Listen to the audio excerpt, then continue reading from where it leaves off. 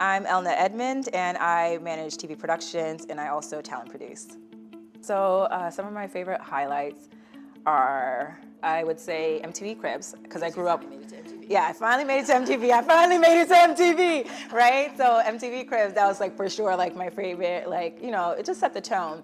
My time at Nickelodeon, just working in the event marketing department, there was a lot of like legalities, a lot of just business operations that I wasn't aware of being on the production set for so long. So I think it was nice to have that balance of being on set, but understanding like networks and like the red tape. And I think most recently, Wild 'N Out, because I actually left a staff position.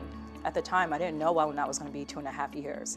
I felt like I hit the ceiling of how much I can grow in that position. And I was just like looking for something else. Like I constantly want to be evolving and growing in either space of production, whether it's the talent side, whether it's the production side. And then most recently, the halftime Super Bowl shows. Those are like by far like my favorite. Luck got you in the door, but your work ethic is what kept you there, you know? And like the way you connect with other people. And that's another thing too, it's like your vibes. Do you, like production are long days. I mean, at minimum 12, 14. So if you're in the trenches with someone, you know, like you want to make sure that they have that same, you cut from the same cloth, where they have like that eagerness to learn, or they're determined to like figure things out, or just passionate about what you're doing too.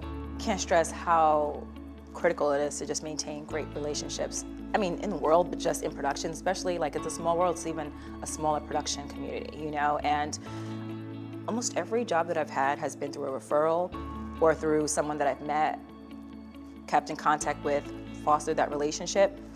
And so for me, I've been in situations where I will hire someone based off of recommendation because I trust that person implicitly. If Denise sends someone my way, I'm not even questioning it for a second, you know what I'm saying?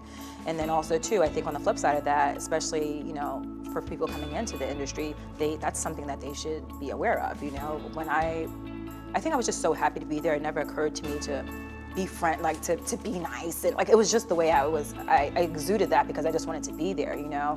I think the barrier of entry is so high because you have so many different opportunities, but yet all of those opportunities are going to people within the industry, right? And so for me, like what stands out is like if I'm getting a cover letter, you know, is it a template that AI generated, right? Or is it something like, is there like a connection there, right? And I think the important thing is like, you know, breaking in relationships, it's not just based on like conversations like you and I are having, it's everything. Like there are times where, you know, you have that person who, you know, they get the shot and they're the last person to leave the set, first person to come on. You can tell when someone wants to be there. And to me, I feel like, you know, my relationship with them is silent because I'm watching.